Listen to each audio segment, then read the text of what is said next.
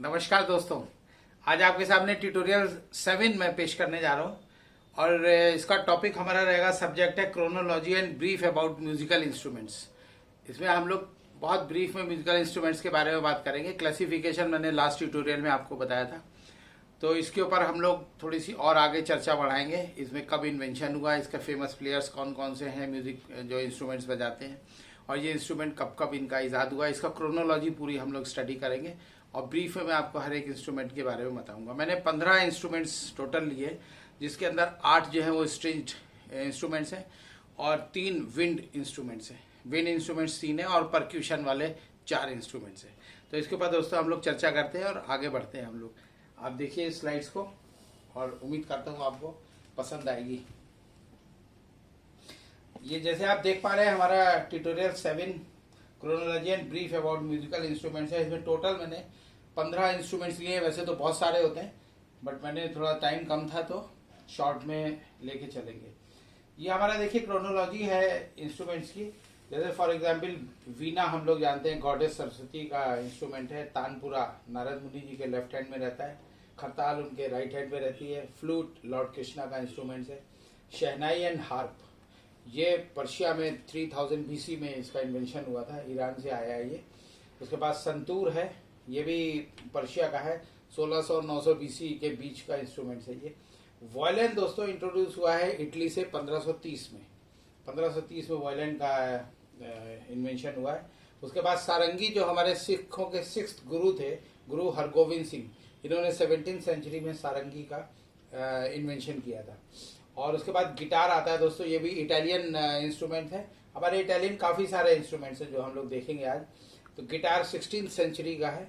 उसके बाद सितार दोस्तों अमीर खुसरो 13th सेंचुरी में ये अलाउद्दीन खिलजी के दरबार में बजाया करते थे, and he was a very famous Urdu poet. तो ये उनके द्वारा इसका इन्वेंशन हुआ है सितार का। उसके बाद तबला जो है दोस्तों, ये एक अमीर खुसरो और थे 16th सेंचुरी में जहांगीर के टाइम पे, because Jahangir he was the 4th Mughal emperor and he ruled for 22 years उन्होंने रूल किया था। उनके टाइम में भी अमीर खुसरो एक फकीर होते थे, ड्रमिस्ट था वैसे वो, बेसिकली ड्रम बजाते थे, लेकिन उन्होंने तबले का इन्वेंशन किया। तबला पहली बार अमीर खुसरो जी लेके आए 16th सेंचुरी में।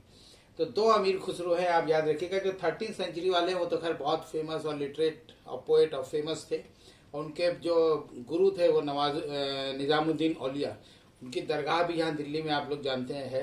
तो वो उनके गुरु थे निजामुद्दीन। तो गुरु शिष्य की दोनों की मजार दिल्ली में बनी हुई है, कभी आप आए तो वहाँ विजिट कर सकते हैं। तो वो अमीर खुसरो 13th सेंचुरी के थे और दूसरे वाले 16th सेंचुरी के हैं। तो तबला हो गया। हारमोनियम दोस्तों ये फ्रांस से आया 1840 में।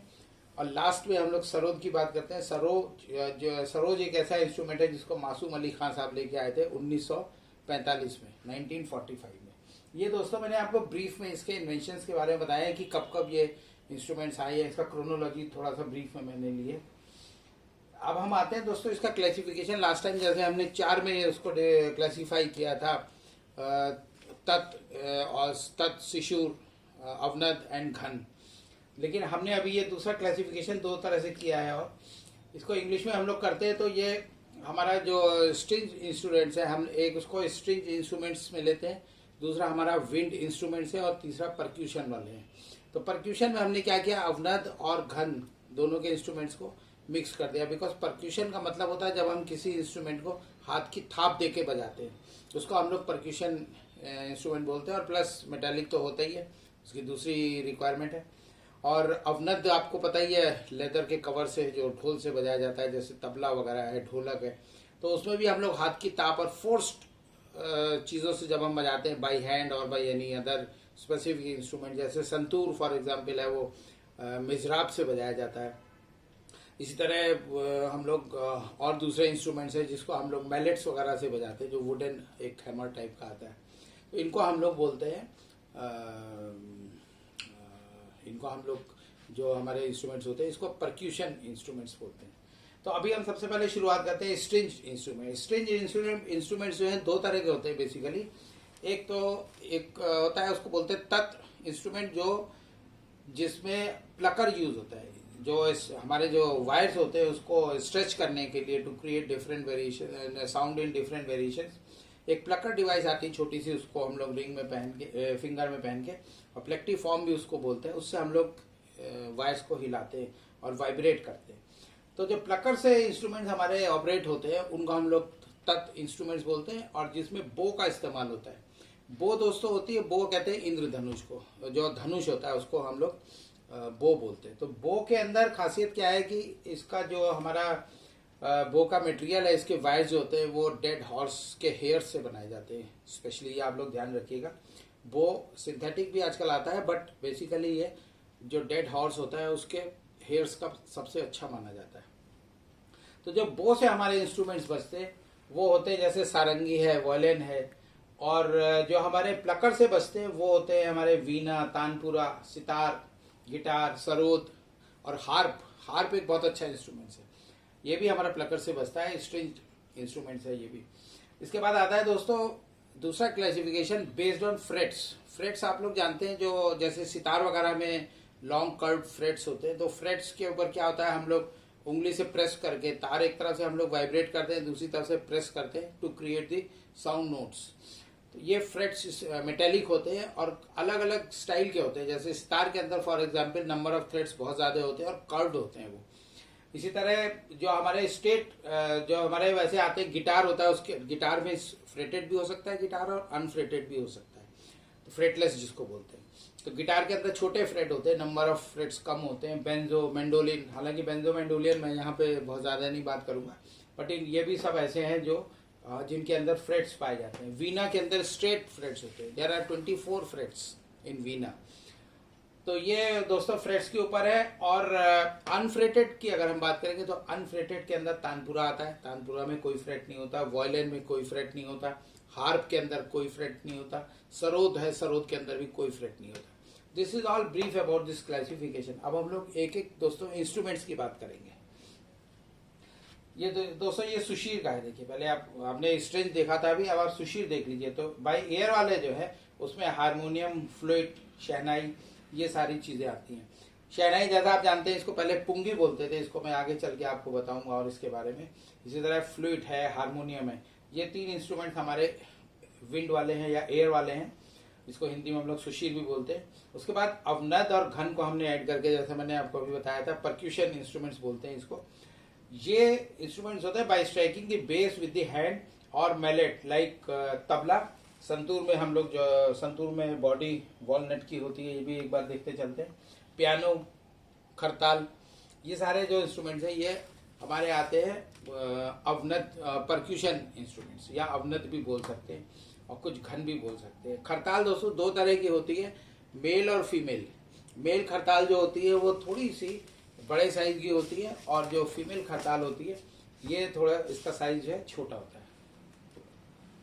अब दोस्तों ये हम लोग देखते हैं, देखिए ये वीणा है, आपने देखा है, ये लॉर्ड सरस्वती का इंस्ट्रूमेंट है, फेवरेट इंस्ट्रूमेंट्स जो हमेशा उनके हाथ में आप लोग देखेंगे उनकी पिक्चर्स में भी। इसके अंदर आप देखते हैं यहाँ पे ये स्ट्रेट फ्रेट्स हैं, ये मैं आपको दिखाने की कोशिश करता हूँ। ये देखिए ये फ्रेट्स है, नंबर ऑफ फ्रेट्स इसके, बट स्ट्रेट है सारे। इसमें जो हमारा बॉडी है अगर आप देखेंगे, इसमें दो गॉर्ड्स होते हैं। ये बेस, ये हमारा साउंड बॉक्स है, ये नेक होती है हमारी पूरी लंबी। ओके, दिस इज वीणा। ये हम लोग देखते हैं तानपुरा, ये फ्रेटलेस इंस्ट्रूमेंट होता है दोस्तों, और ये प्लकर से बजाया जाता है। ये जो हमारे जो लर्नर्स हैं, जो हम लोग म्यूजिक सीखते हैं शुरू में, तो tanpura is suppose to be the best instruments for learning sargam. इसके अंदर 4 वायर बेसिकली होते हैं, 3 वायर इसके स्टील के होते हैं, और 4th वायर जो होता है वो ब्रास या ब्रोंज का होता है। ये प्लकर से बजाया जाता है दोस्तों, और ये सपोर्टिंग इंस्ट्रूमेंट्स इसको बोलते हैं। जैसे सितार फॉर एग्जांपल जो है वो इंडिपेंडेंट इंस्ट्रूमेंट है, पर तानपुरे का हम लोग सपोर्टिंग इंस्ट्रूमेंट बोलते हैं। और किसी भी म्यूजिक कंसर्ट में चाहे बड़ा हो या छोटा हो, हर जगह आपको दिखेगा कि तानपुरा लोग बजा रहे हैं, एक आदमी तानपुरा बताता है, बिकॉज ये जो मेन इंस्ट्रूमेंट बज रहा है उसको ये सपोर्ट करता है, तो इसलिए हम लोग इसको सपोर्टिंग इंस्ट्रूमेंट्स बोलते हैं। ये दोस्तों खरताल है, देखिए आपने बहुत देखी होगी, डिफरेंट टाइप की आती है, मंजीरा भी होता है, but this is khartal. Khartal 2 तरह की होती है, मेल और फीमेल, मेल बड़ी, फीमेल छोटी। ये राजस्थान में बहुत ज़्यादा बजाई जाती है, शादी ब्याह में, फंक्शंस में, लेडीज संगीत और दूसरे प्रोग्राम में ये खरताल बड़ी पॉपुलर है। इंडिया में और भी जगह, यूपी, बिहार वगैरह में सब जगह इसको बजाते हैं। Is a very common instrument. ये दोस्तों फ्लूट है, देखिए। अब फ्लूट दो तरह की होती है, एक क्लोज एंडेड है, एक ओपन एंडेड है। तो ये वाली फ्लूट जो है हमारी, ये क्लोज एंडेड है। यहाँ पे देखिए, इसको यहाँ से बजाई जाती है। और ये ओपन एंडेड है, इसको यहाँ से बजाते हैं, इसके दोनों एंड ओपन होते हैं। एक्चुअली हम लोगों ने फिजिक्स में पढ़ा भी है कि जो रिजोनेंस है वो ओपन एंडेड जो पाइप्स होते हैं उसके अंदर रिजोनेंस ज़्यादा बेटर क्वालिटी की जनरेट होती है। But to play the fluid of open ended type is bit difficult than playing the closed fluid. तो ये फ्लूइड का हमारा दोस्तों दो फिगर्स मैंने आपको दिखाए हैं। This is also common instrument. Now अब आता है, देखिए, शहनाई। ये आप जो लेफ्ट हैंड पे देख रहे हैं, this is shehnai and this is harp. ये दोनों जो है हमारे 3000 BC, मतलब ईसा से 3000 साल पहले के हैं। ये पर्शियन इंस्ट्रूमेंट्स हैं सारे। ईरान का पार्ट था पर्शिया पहले, तो वहाँ पे का ये इंस्ट्रूमेंट वहाँ इन्वेंशन हुआ था। और ये इजिप्ट के जो टॉम्स हैं उसमें इसको बजाया जाता था। उसके बाद लेट 16 में जब जहांगीर थे, जिनका मैंने आपको बताया था 4th एम्परर थे, इन्होंने क्या किया, पुंगी को बैन कर दिया। इसको शहनाई, इसका जो शहनाई है इसका इनिशियली नाम पुंगी होता था। बैन इसलिए कर दिया क्योंकि इसकी साउंड जो थी, वो कहते थे sound is very shrill and unpleasant type of. Shrill means बहुत हाई पिच्ड और अनप्लेजेंट वॉइस होती है, जैसे चिल्ला के कोई गाना गाए। तो उन्होंने इस इंस्ट्रूमेंट को बैन कर दिया अपने टाइम में। लेकिन एक दिन क्या हुआ, उनके पास एक नाई आया उनके महल में। तो नाई ने उसमें कुछ मॉडिफिकेशन करके उसी पुंगी को जब बजाया, then Jahangir found that voice was quite impressive and he was very much impressed. तो उसने इसको फिर एक्सेप्ट कर लिया और इसका जो प्रोविजंस लगा रखे थे वो उसने हटा दिए। तो ये पुंगी का नाम अब क्या दिया जाए भाई, पुंगी तो उसने बैन कर ही दिया था, बट तो और इसने मॉडिफिकेशंस भी किए थे। तो जब नाम की बात चली तो जहांगीर ने क्या किया कि शह वर्ड लिया। शह बोलते हैं जो शाही से रिलेटेड है, रॉयल फैमिलीज में, रॉयल राजा महाराजाओं के यहाँ ये चूंकि इंस्ट्रूमेंट बजाया जाता था पुंगी, तो शाही शह, वहां से उसने शह ले लिया। और चूंकि फर्स्ट टाइम इसको नाई ने बजाया था, बार्बर ने, तो उसके नाम का नाई ले लिया। तो ये ऐड करके उसने एक नाम रख दिया शहनाई। तो तब से ये बहुत शहनाई जो है ये पॉपुलर हो गया हमारे यहाँ।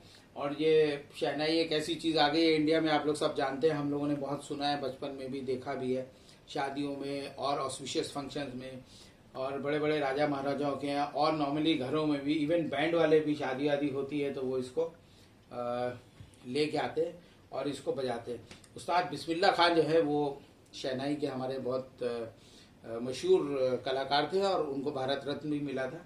और उन्होंने इसको एक्चुअली इंट्रोड्यूस किया है। He has made it popular in India.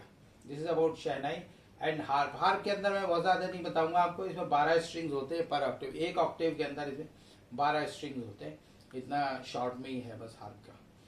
अब हम देखते हैं संतूर। संतूर दोस्तों जो है ये भी ईरान से आया है। देखिए, ये भी ट्रेडिशनल फोक इंस्ट्रूमेंट है और जम्मू कश्मीर में ये बहुत पॉपुलर हुआ है। जम्मू कश्मीर में इसको रविशंकर शर्मा जो है वो इसको, ही is famous for playing this instrument. इसमें एक देखते हैं आप, ब्रॉडर एरिया होता है और एक थोड़ा कम चौड़ा एरिया होता है। तो जो ज्यादा चौड़ा एरिया ये प्लेयर के साइड में रहता है और ये हिस्सा दूर की तरफ रहता है। इसके अंदर दोस्तों 25 ब्रिजेज होते हैं। ये जो आप देख रहे हैं, दीज आर कॉल्ड ब्रिजेस। और एक ब्रिज में, एक ब्रिज सॉरी 4, इसके अंदर एक ब्रिज के अंदर 4 स्ट्रिंग्स होते हैं और 25 ब्रिज है, तो टोटल हमारे 100 स्ट्रिंग्स इसके अंदर होते हैं। और इसको हम लोग, तो ये 25 ब्रिजेज आपने देखे, तो ये 25 ब्रिजेज है और एक ब्रिज के अंदर 4 स्ट्रिंग्स है, तो टोटल हमारे 100 स्ट्रिंग्स हैं इसके अंदर।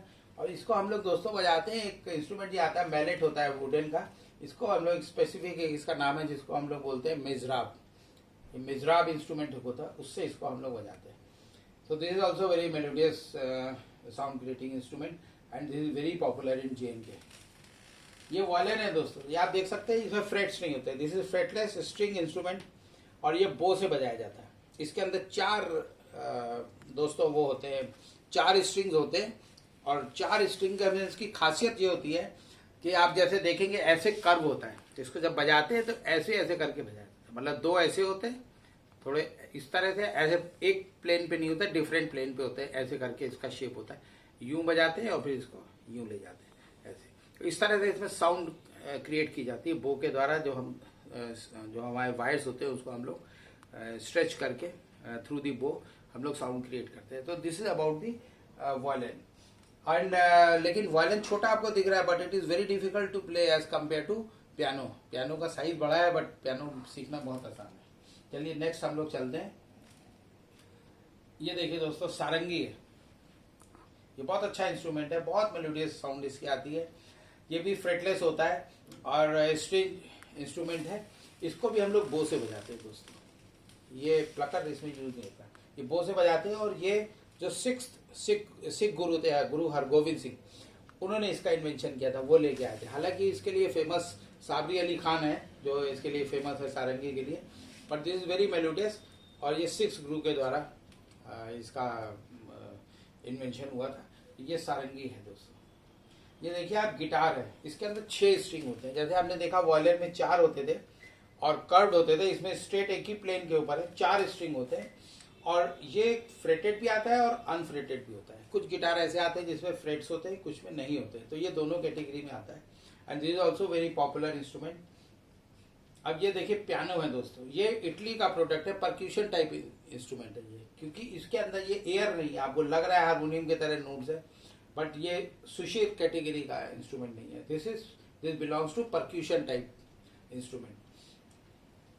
ये सितार है दोस्तों, बहुत ही पॉपुलर, बहुत ही अच्छा, बहुत मेलोडियस ये इंस्ट्रूमेंट है। सितार के बारे में आपको पता ही है, पंडित रविशंकर इसके फेमस प्लेयर हैं।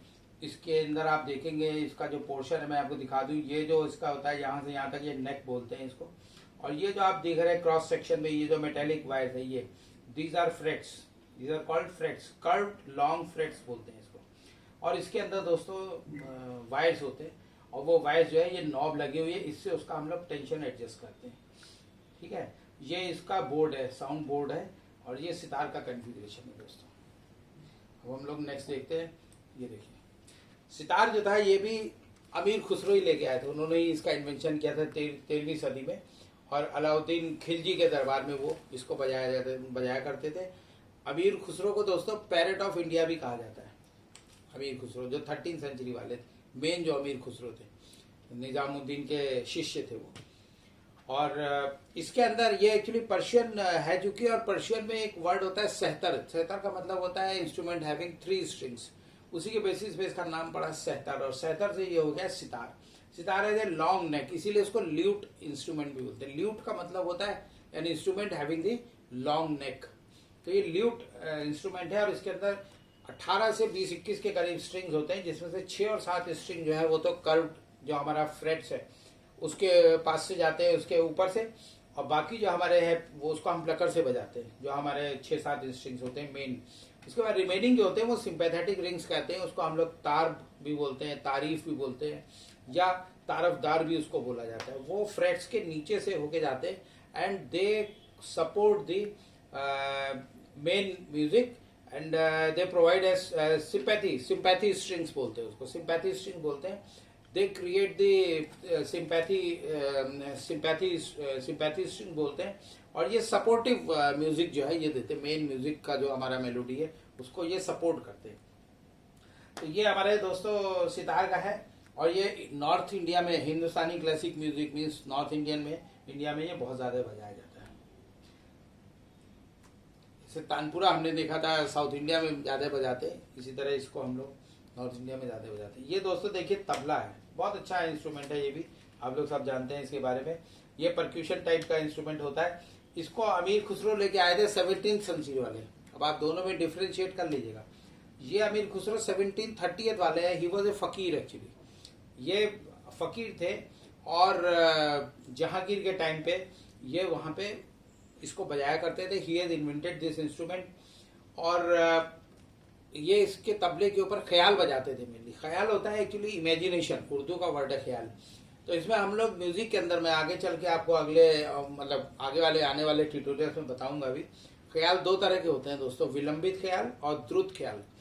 तो विलंबित जो होता है वो स्लो स्पीड में बजता है, और द्रुत जो होता है वो फास्ट स्पीड से बजता है। तो इसमें ख्याल मेनली गाए जाते हैं। ठीक है। और ये लास्ट में ये एक चीज और बता दूं, अमीर खुसरो जो थे वो तानसेन के जो दामाद थे, नौबत खान उनका नाम था, तानसेन का जो सन-इन-लॉ था उसके वंशज के थे ये अमीर खुसरो, हु वाज फकीर एंड ड्रमिस्ट। ये 17वीं सेंचुरी वाले अमीर खुसरो हैं। इन्होंने तबले का आविष्कार किया था। ये हारमोनियम है, देखिए ये तो आप लोग सब जानते हैं, विंड टाइप इंस्ट्रूमेंट है। इसको हम लोग रीड ऑर्गन भी बोलते हैं, बिकॉज इसके अंदर रीड्स होते हैं, जैसे आप देख पा रहे हैं ये हारमोनियम है, ये इसके अंदर रीड्स बनी हुई है, ये इसके अंदर ऑक्टेव बने हुए, 1 ऑक्टेव, 2 ऑक्टेव, 3 ऑक्टेव हैं इसके अंदर। और ये ऑल इंडिया रेडियो में, चूंकि ब्रिटिशर्स लाए थे इसको, इसका आगमन वहीं से हुआ है, तो ऑल इंडिया रेडियो में 1940 से 71 के बीच में, means 31 years it was totally band in all India radio. उसके बाद फिर इसको इस पे से प्रोविजन हटा, और आज की तारीख में हारमोनियम हमारा बहुत ही मोस्ट कॉमनली यूज्ड इंस्ट्रूमेंट है, और मैं रियाज भी अपना जो है इसी हारमोनियम पे करता हूँ। This is my most favourite instrument. उसके बाद लास्ट में हम लोग देखते हैं दोस्तों सरोद। सरोद जो होती है ये भी फ्रेटलेस होती है, इसमें कोई फ्रेट नहीं होता, और ये प्लकर से हम लोग बजाते हैं। स्ट्रिंग इंस्ट्रूमेंट है, प्लकर से बजाया जाता है।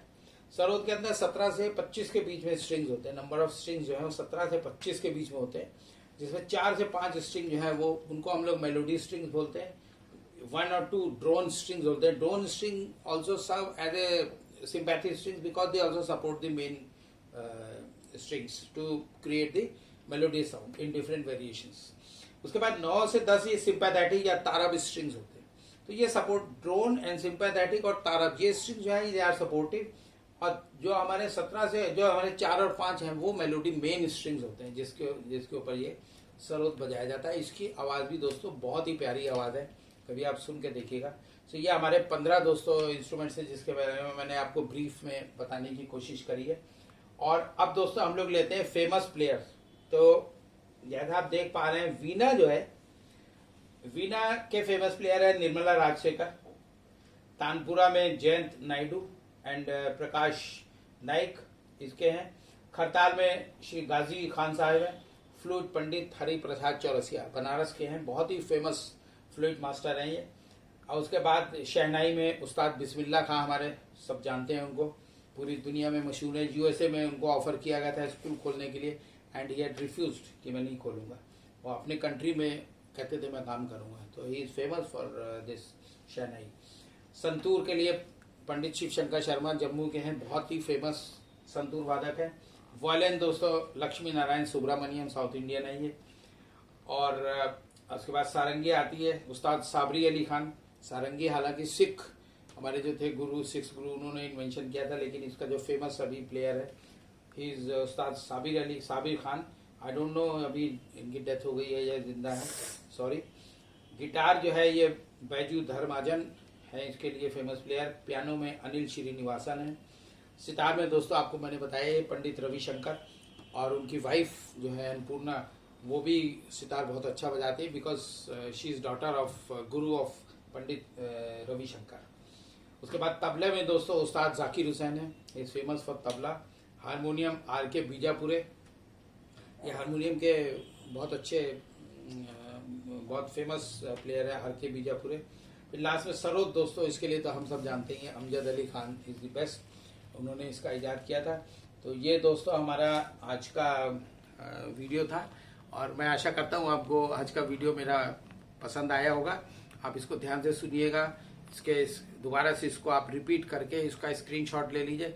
देर are about maybe 15-16, I don't know exactly, 16-17 slides होंगी इसकी। इसको आप चाहे तो कैमरे में कैद कर लीजिए और आप इसको अच्छे से पढ़िएगा। नेक्स्ट स्लाइड दोस्तों मेरी जो है वो सुर और ताल के ऊपर रहेगी, जिसमें मैं आपको मात्राओं के बारे में बताऊंगा। मेरे अभी 3-4 ट्यूटोरियल चलेंगे, मैं आपको पहले ही थोड़ा सा आगाह कर देता हूँ। 10वें ट्यूटोरियल से 11वें ट्यूटोरियल से मैं मेन राग के ऊपर चर्चा करनी शुरू करूंगा आपको। बट उससे पहले मैं चाहता हूं कि आपका basic concept at least Indian classical music के अंदर कंठस्थ हो जाए। बहुत बहुत शुक्रिया, thank you very much for watching, और कमेंट करिए और बताइए कैसा लगा। थैंक यू, नमस्कार।